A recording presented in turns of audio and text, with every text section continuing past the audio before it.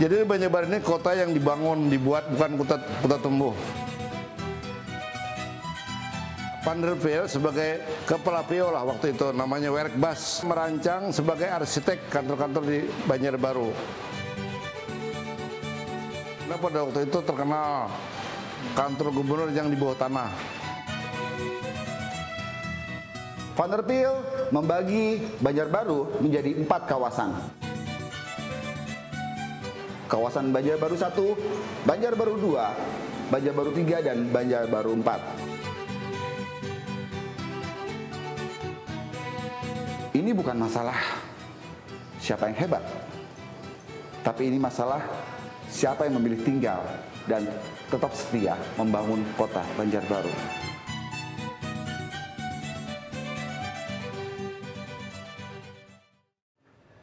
Pada tahun 1950, Presiden Soekarno berniat memindahkan ibu kota negara Republik Indonesia dari Jakarta ke kota Palangkaraya, Kalimantan.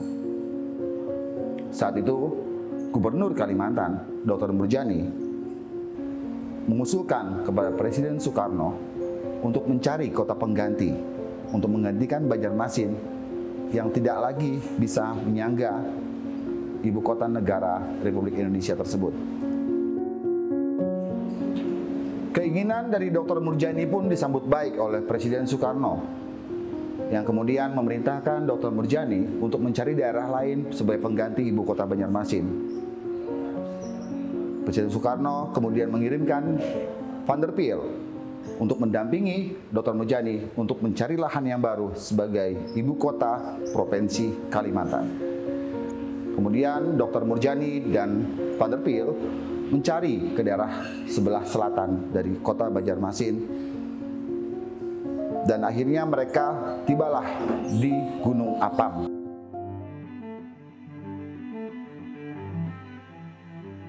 Gunung Apam sendiri adalah tempat transit di mana biasanya menjadi tempat persinggahan para pedagang dari hulu sungai menuju kota Banjarmasin untuk menjual barang-barang dagangan hasil bumi mereka. Van der Veel langsung tertarik dengan daerah tersebut. Kemudian mereka melakukan semacam uji planologi di sana untuk meneliti kekerasan tanah, kontur, dan segala macam yang berkaitan dengan daerah yang mereka inginkan. Dan ternyata alhamdulillah hasilnya terbukti. Daerah tersebut memang cocok untuk menjadi calon ibu kota pengganti Banjarmasin, daerah Gunung Apam.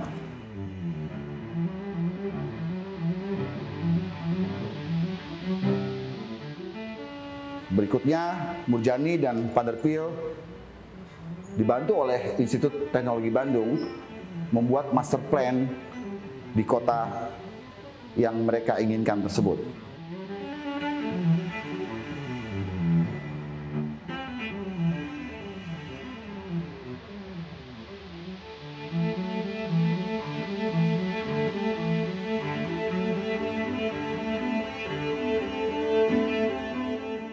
Nama Banjarbaru sendiri itu baru diperkenalkan oleh Van der Veel pada saat menyerahkan master plan kota Banjarbaru ke pemerintah pusat.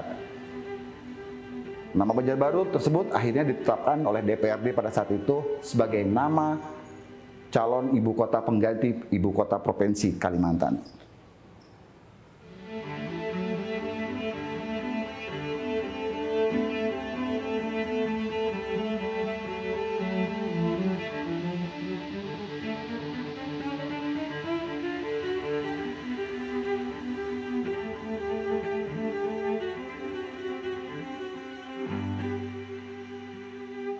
Nah, Van der Veel sebagai kepala PO lah waktu itu, namanya Werkbas, namanya kepala PO mencari tempat ya Gunung Apam.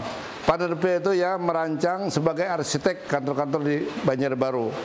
Nah, makanya gayanya gaya Belanda kan, semua gaya Belanda. Tahun 56 dibangunlah kantor gubernur di Banjarbaru yang ada sekarang, 56. Nah, jadilah kantor gubernur di sini. Tetapi Banjarmasin masih ada kantor gubernur. Jadi 2 kantor gubernur di sini, biro keuangan, biro pegawai, yang lainnya di Banjarmasin masih belum pindah ke sini. Nah, sesudah itu Undang-Undang 5 1974 dapatlah Banjarbaru sebagai kotip.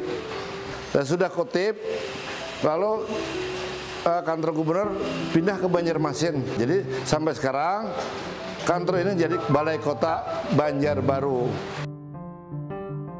Pada waktu itu terkenal kantor gubernur yang di bawah tanah. Itu terkenal.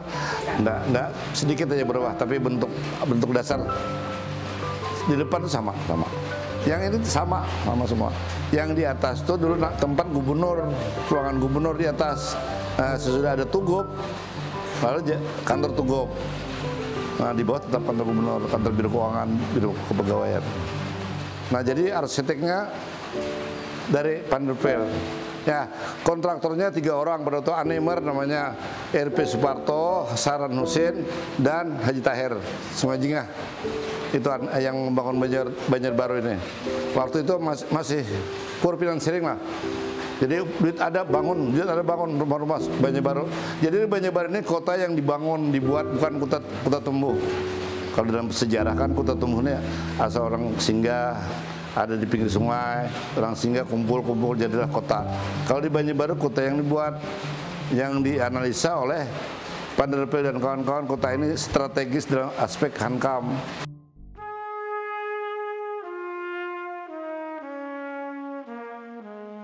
Panderpeel membagi Banjarbaru menjadi 4 kawasan.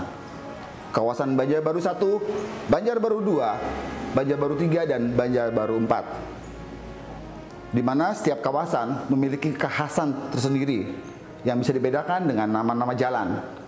Seperti Banjarbaru 1, kita mengenal dengan jalan yang mengambil dari nama-nama pohon. Kemudian Banjarbaru 2 yang mengambil nama dari bahan-bahan dapur, bahan-bahan bumbu dapur.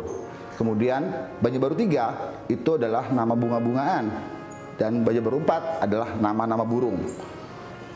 Selain khas, setiap kawasan juga adalah sebuah pemukiman yang terpadu, di mana dekat dengan sarana ibadah, dekat dengan sarana perdagangan, dekat dengan kantor, dan dekat dengan ruang terbuka hijau atau sarana hiburan.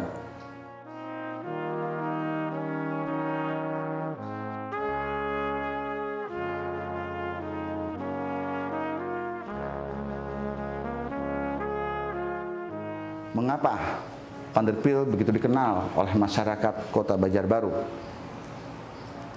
Walaupun sebenarnya beliau adalah utusan dari pemerintah pusat. Ini bukan masalah siapa yang hebat, tapi ini masalah siapa yang memilih tinggal dan tetap setia membangun kota Banjarbaru. Panderpeel tidak kembali ke tempat asalnya, tapi beliau menetap di kota Banjarbaru yang dicintainya, berkeluarga, dan kemudian mengabdikan seluruh hidupnya di kota Banjarbaru, terutama di bidang pendidikan dan bidang arsitektur.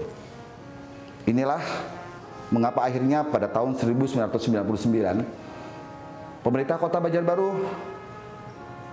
menetapkan beliau sebagai tokoh Banjarbaru agar masyarakat Banjarbaru mengenal beliau, mengenang jasa-jasa beliau, dan menjadi motivasi kepada mereka untuk membangun kota ini seperti bagaimana Panderpeel mencintai kota Banjarbaru.